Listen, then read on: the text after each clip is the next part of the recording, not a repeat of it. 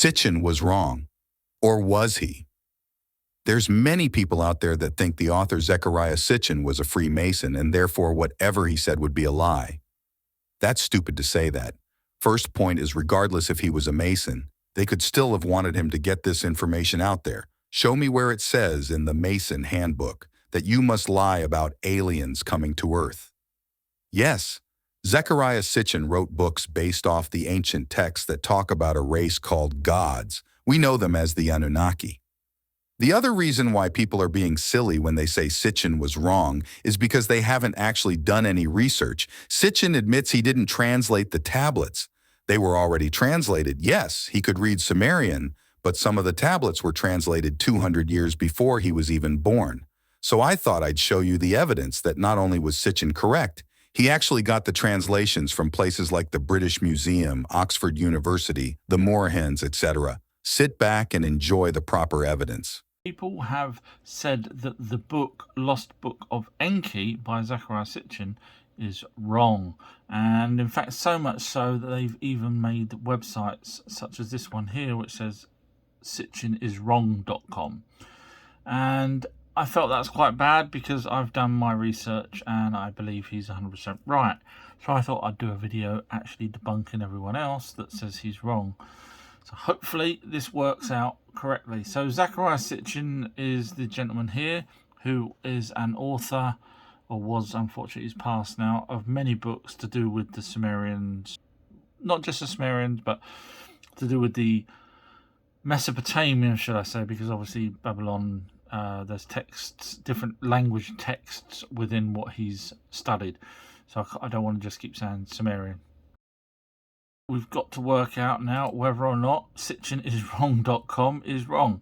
Now, the actual author of that, Dr. Michael Heiser, has now passed in February 2023.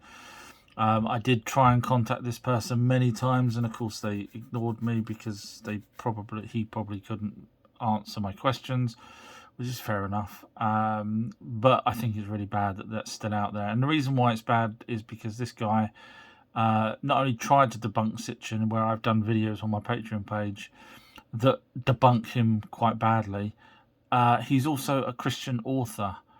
So in other words, he does not want his books to be outsold by alien books when he's trying to pretend that there's a God. And I say pretend because as you watch this video, you'll realise that the gods that come first were the Anunnaki. So let's see now whether or not there is anything called the Anunnaki, because that is the whole premise of this. And the translations come down to those that from heaven came to earth. And here we have the first translation of the word Anunnaki. And this is not by Zecharia Sitchin. Everything that I'm showing you is not by Zecharia Sitchin, because otherwise it will be me talking about his work. So this one here is translations of the Epic of Gilgamesh, which is basically a series of tablets. And this was translated by Maureen Gallery Kovacs. And as you see there, the translation they've come up with is Anunnaki. And guess what they've called them? The Great Gods. Now that's not what they've called them, that's what's in the tablets. This is what's translated. Now, again, going back to the word Anunnaki, is there such a word that Zecharia Sitchin keeps waffling on about? There is. So this is the first one of many that I'm going to be showing you. So this is from, as I just mentioned there, the Epic of Gilgamesh. Here is another word where it says Anunnaki by a different translator, Samuel Noah Kramer. So again, not Zecharia Sitchin. How many times is the word Anunnaki in here? We'll just keep going. Anunnaki, Anunnaki, Anunnaki. So, if Zecharia Sitchin is wrong with the word Anunnaki, then everyone else is wrong. But I haven't finished yet. There's other translations from other people. Let's have a look here.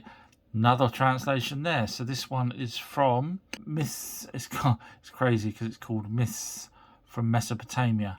However, the Bible copies from it, so how can it be myths? 2 million tablets that we found that we're aware of. Obviously, some factions hide certain tablets that we would love to see, but basically we're aware of 2 million tablets. and it's a myth, and yet the Bible copies from these, and I'll prove all that as we go. So this person done this in 1912, I believe, the translation.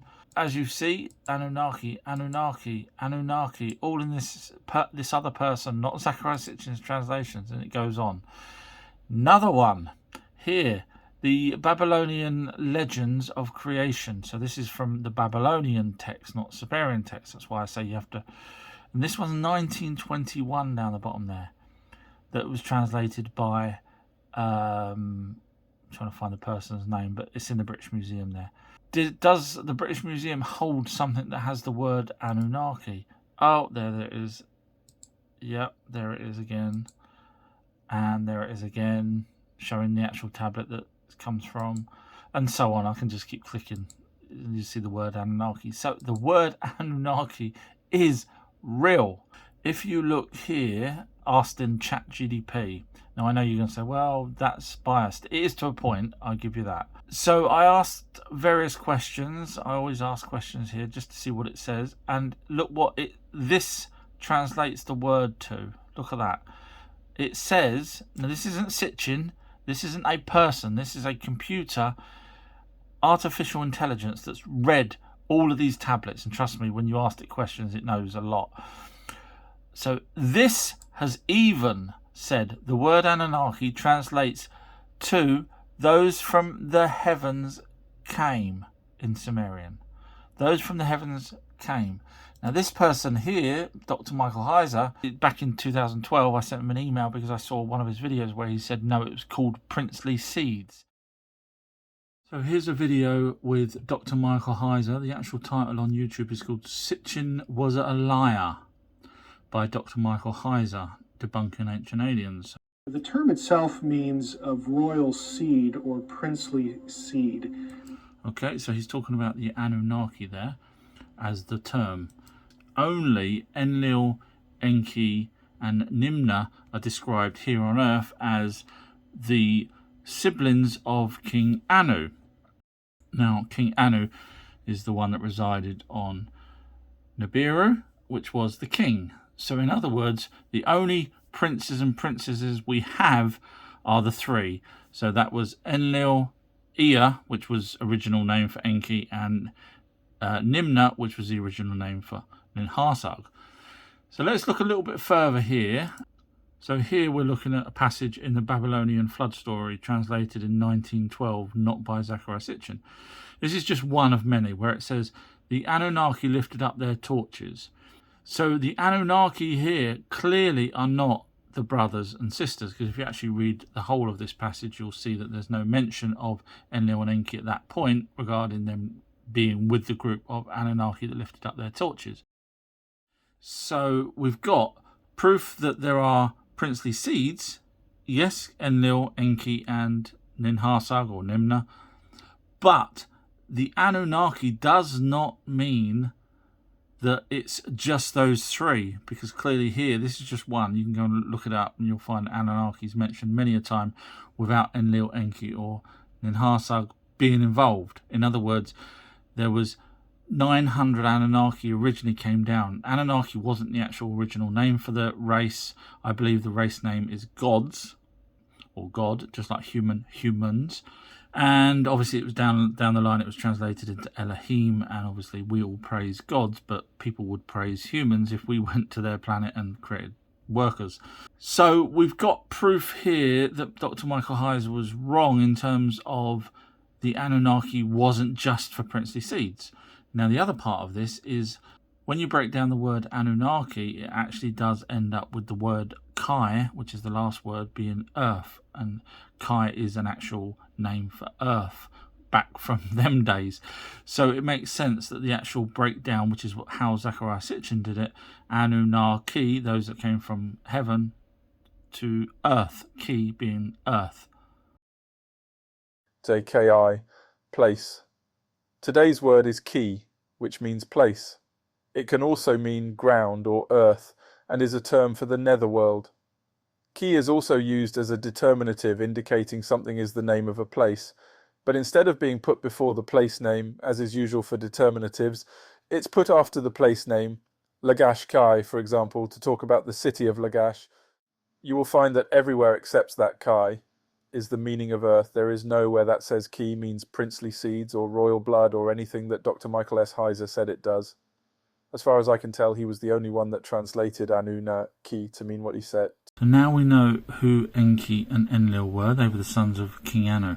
Now we've got to try and work out now, before I go into the good stuff about how the Bible copied and how they're actually aliens, etc.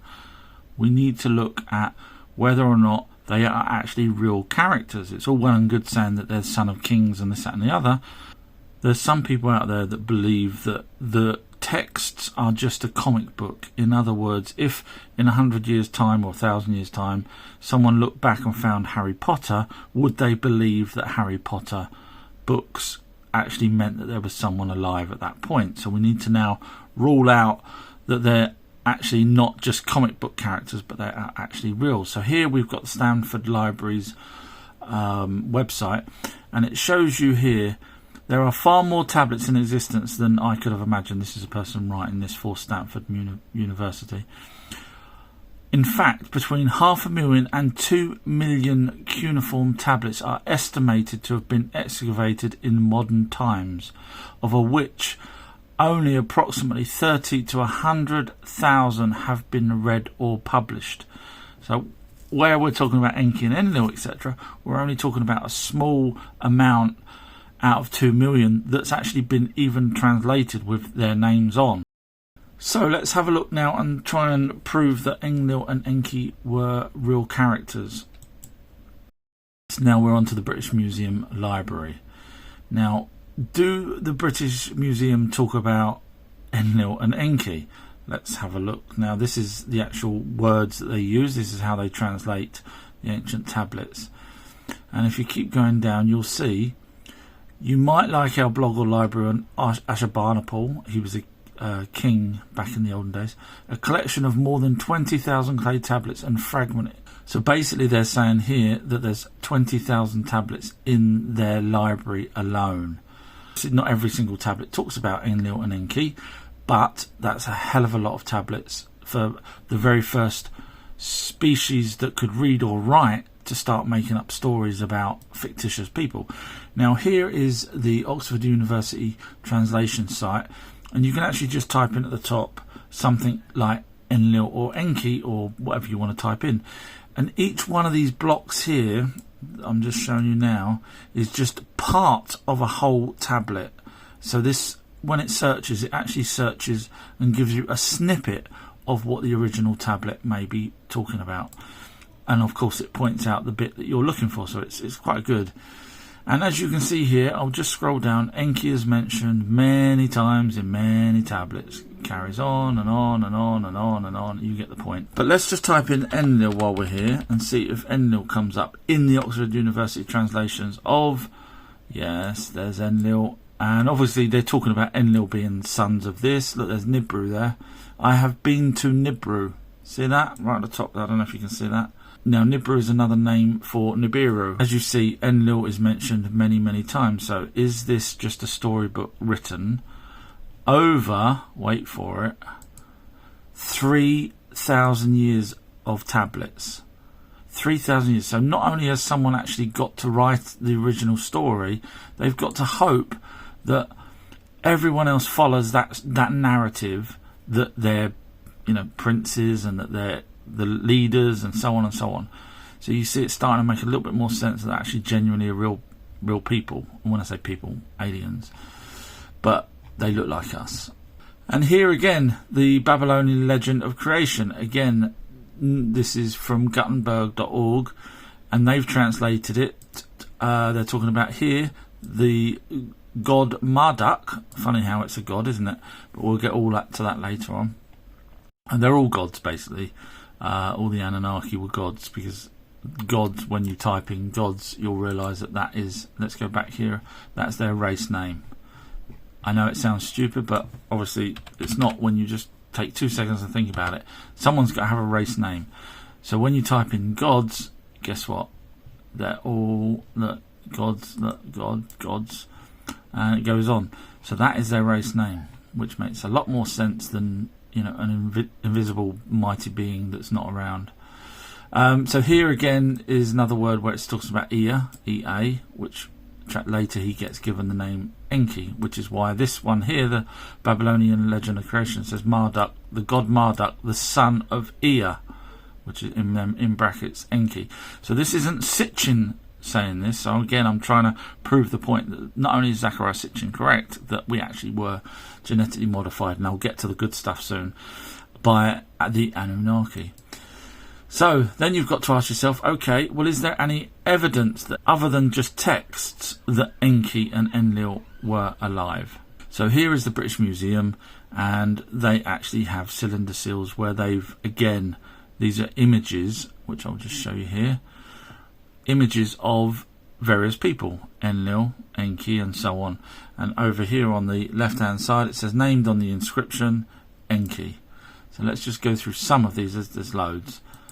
And another one here, another cylinder seal, and lo and behold, it's got Enki, and again Enki, and another cylinder seal. So let's just say, if this was a storybook that was written over 3,000 years, up and down the whole of the Middle East, by people that probably couldn't read or write, there was only a handful of people that could read or write back then. So for them to write about Enki and then get people to carve these tiny, this is tiny, this is only about 1 inch or 2, this cylinder seal. And obviously this is what a tablet would look like. And again, this one's talking about, wait for it, Enki. Another one, you get the idea. Now this is an actual carving of Enki. So you'll see the turban style hat that he wore, so you can differentiate between Enlil, King Anu. So this is Enki with his long beard, and the bits in there are lapis lazuli. So they did themselves up with little bits of lapis lazuli to give it a braided appearance. But when they first came here, they had long hair and didn't braid it until they got here. And there's another carving of Enki, again genuine. Now this one's Enlil, talking about Enlil, this tablet. So obviously the brothers, there has to be Enlil as well. And here's Enki again. This one's in a museum. So this is an actual carving of Enki. Again, you can tell by the turban style hat.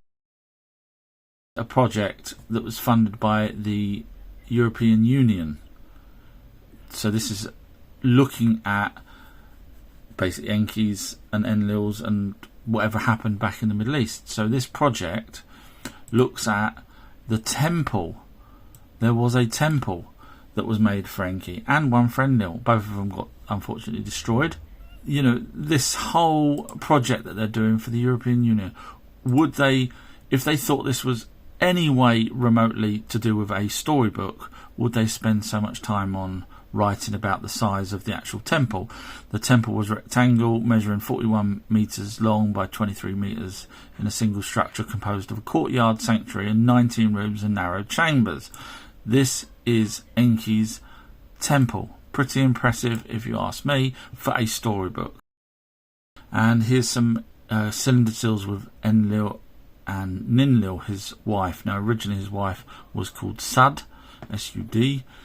But when he married her, she had the name changed to Ninlil to match his Enlil. Now, funny enough, priests, the oldest known priests, used to say that God had a physical body and had a wife and lived in Israel. You can probably guess where Enlil and Ninlil lived. You guessed it, Israel.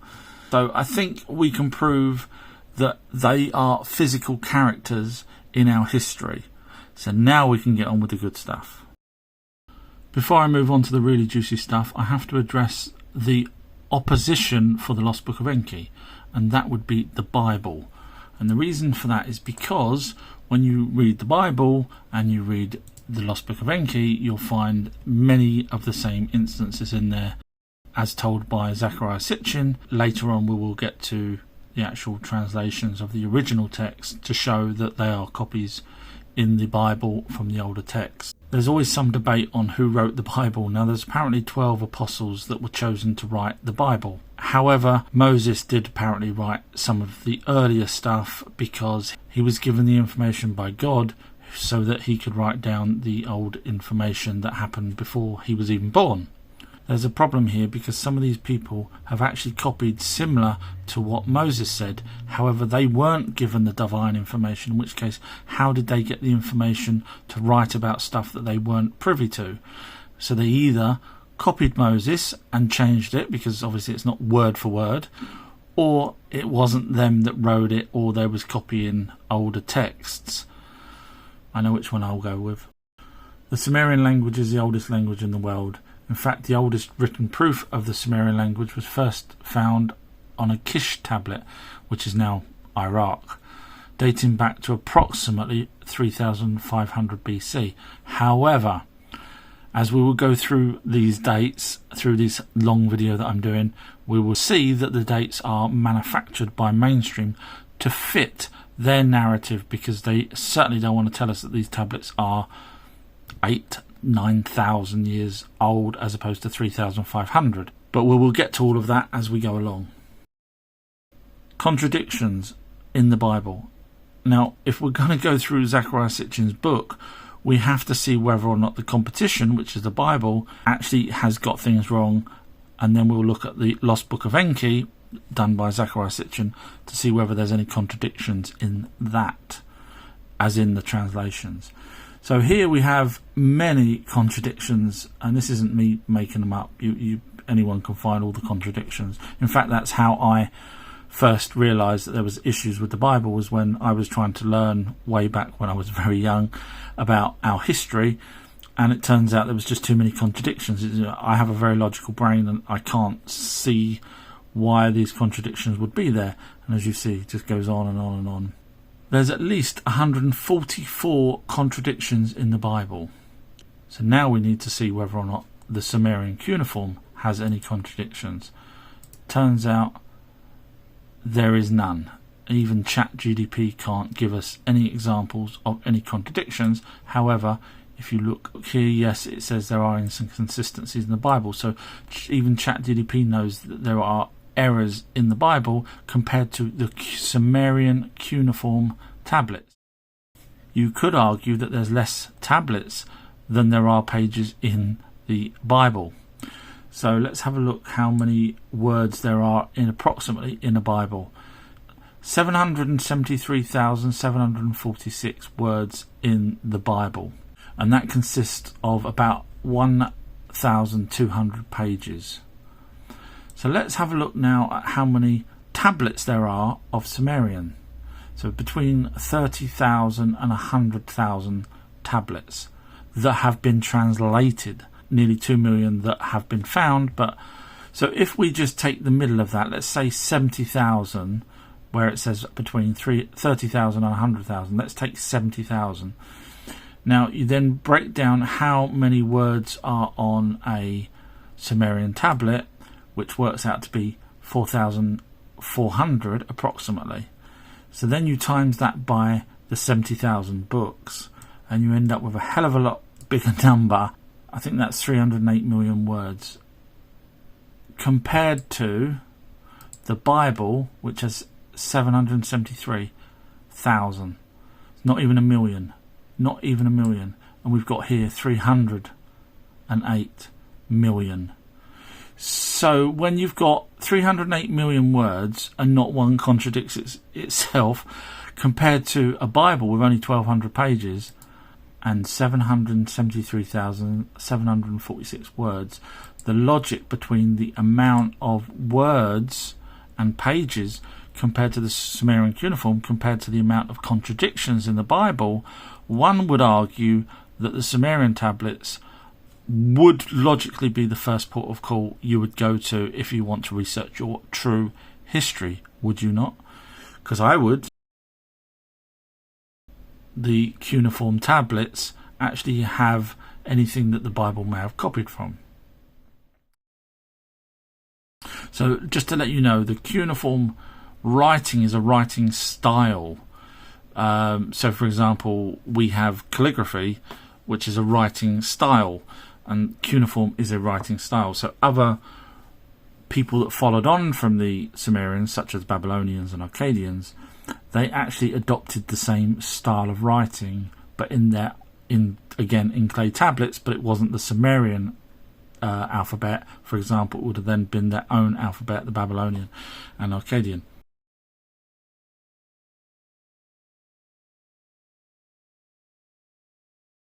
Just giving you a distinction there between what the Sumerian tablets. When I'm talking about Sumerian, I'm physically talking about the place where they wrote Sumerian tablets.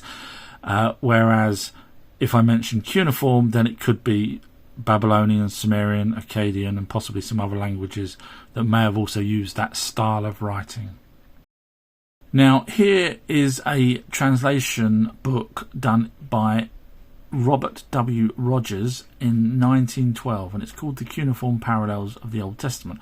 Obviously, I'm not going to sit here and read out absolutely everything, but you can probably guess what that's saying back in 1912, before the Rockefellers had their chance to change history.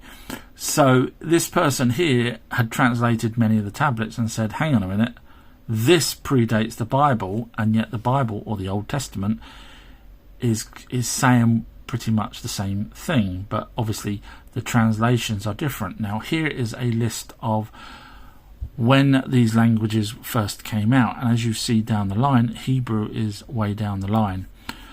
So many words have been taken from different languages for the Hebrew Bibles, and we know that because we've got words like angel. If you look here, you'll see the word angel was actually a Greek word, but the direct translation at the very beginning is messenger. Messenger. Obviously, we've changed it over time to add words like harbinger, angel of death. That is all made up by man. Why they did that, I don't know, but you know what people were like. So there's no evidence of angel of death whatsoever in ancient texts. It's just something that we've bolted on. So we've got proof that the Hebrew definitely copied older text with the word, for example, angel, which should be messenger. Doesn't mean it's spiritual. We've added the spiritual. And the reason why we've added the spiritual is because the messengers would go up and down into heaven in the older text, which I will come to, don't worry. And the reason why they go up and down to heaven is because heaven is space. That's the word back then for space. So why are they going up and down, telling Enki what's going on and telling Enlil what's going on up in space, and even taking some of the characters of old, as it says in the Bible, as well as it says in the ancient text, which I'll get to, is because they were Anunnaki messengers. And these messengers also had titles. So, for example, what we now call as an archangel would be a pilot, and I'll prove all that later on when we get to talking about the messengers, which are actually in the old translations. There's no word for angel back then, it was messenger, and the messenger would do this and do that.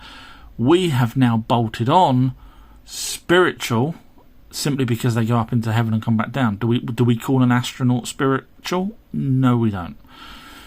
So it's so easy for us to just bolt on whatever we want. And the interesting thing was, I was listening to... If you want to watch hours more, then click on the series link below.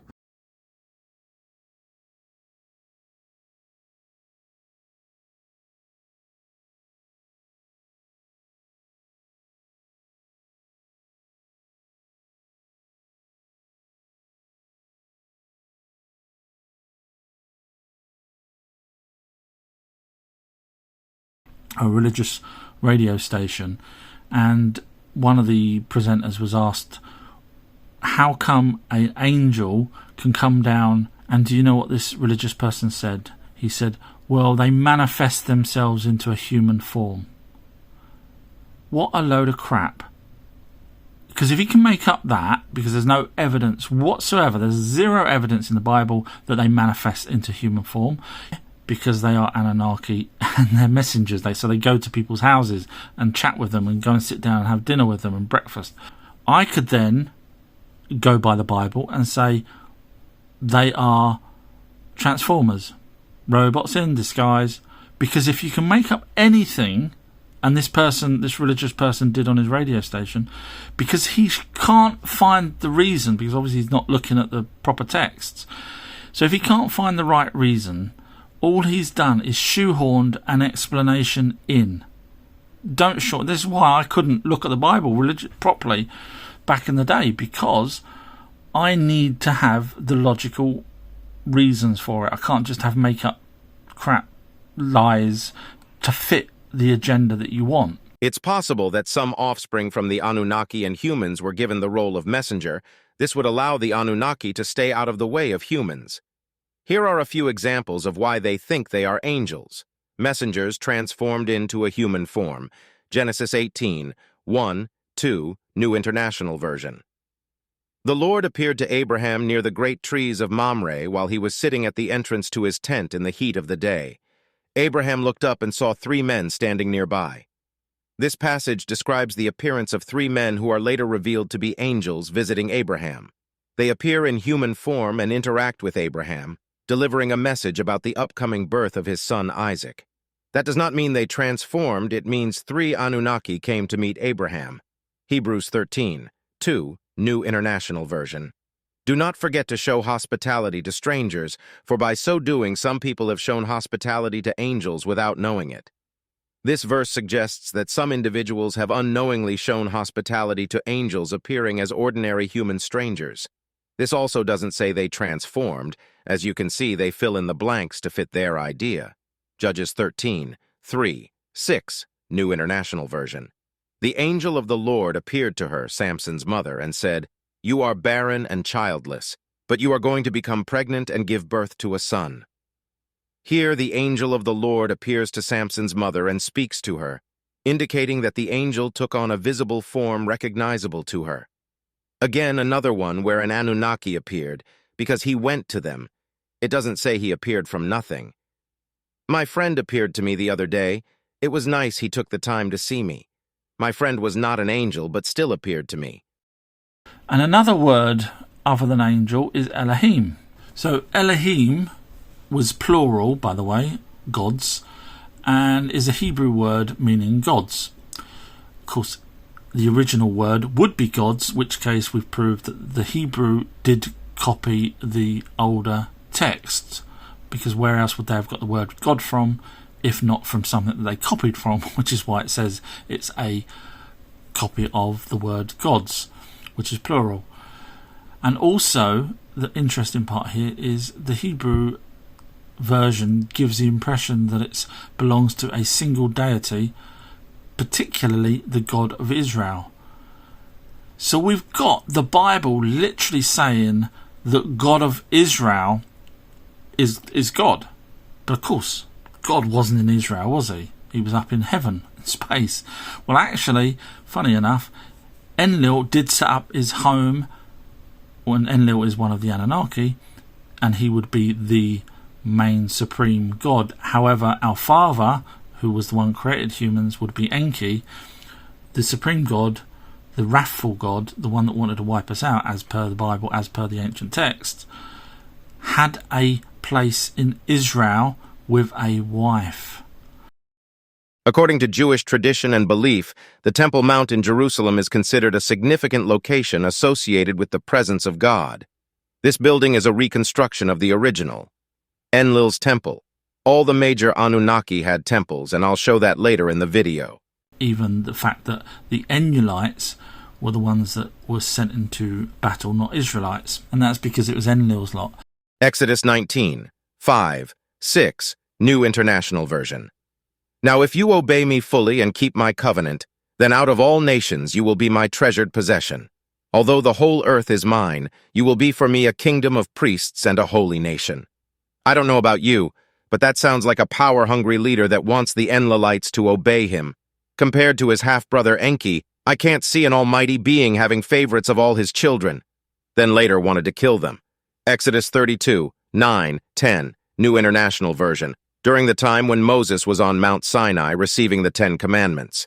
The Israelites, in Moses' absence, created a golden calf and worshipped it as a false god.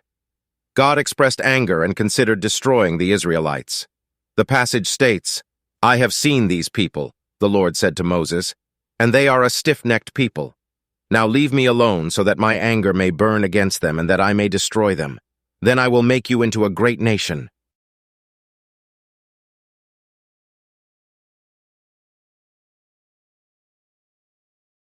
So let's move on to the 6 days of creation. Now here is translations of the original tablets that base on Genesis 1, but from the original tablets. You can find this PDF online, and it's called The Cuneiform Origins of Genesis. In other words, Genesis copied the cuneiform.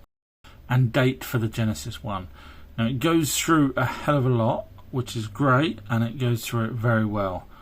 But we're interested in this particular part here. So Genesis talking about the 7th day of creation. And the basic story goes that God did many things for the first 6 days and then rested on the 7th. So we'll just read Genesis 2:1-4, and it says, "And on the 7th day God ended his work which he had made, and he rested on the 7th day from all the work that he had made. And God blessed the 7th day and sanctioned it, because that in it he had rested from all his work which God created and made." Now, if you actually read this version, which is the translation version, it says, the proper translation version, "And on the 7th day God completed his teaching," which is kind of weird because God would have been the only one around at that point, unless it was Enki, "and ceased on the 7th day the teaching that he had been doing." So Sitchin's version in his books is that for the first 6 days they catalogued. So this is when the Anunnaki, the first 50 Anunnaki arrived here on Earth. They catalogued various different things. The first one, water, for example, on day 1, plants on day 2, animals on day 3. The rest of this video is many hours long. You can watch it by visiting www.ourtruehistory.co.uk. This video was called The Lost Book of Our True History. There are so many other videos on the website that have solved many mysteries, all with evidence, such as, I have connected the Book of Enoch, ancient stone tablets, to Stonehenge. I have shown who made and what the carvings of what looks like a helicopter and spacecrafts in Abydos, Egypt are. I have given the answer to who was at Atlantis, when, and what happened to it. I have given the only decent explanation on why the Nazca 28-kilometer mountain range had the top sliced off. I've explained the reason for the granite boxes in the pyramids.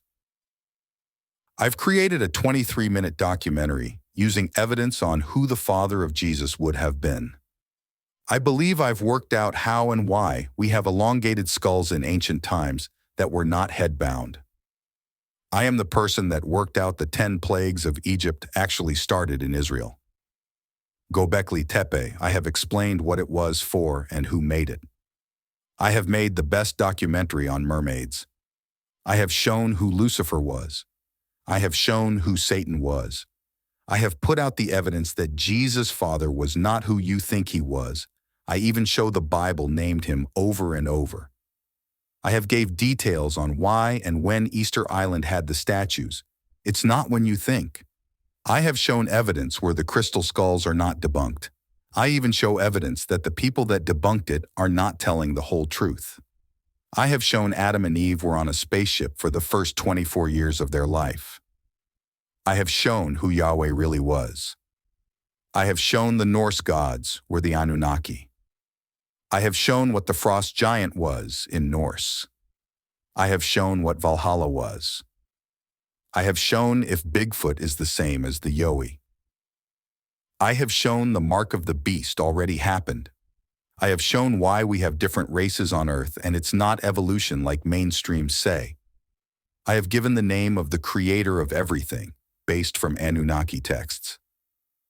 I worked out that the Greek god Kronos was not Zeus's father, and I show who he was as an Anunnaki.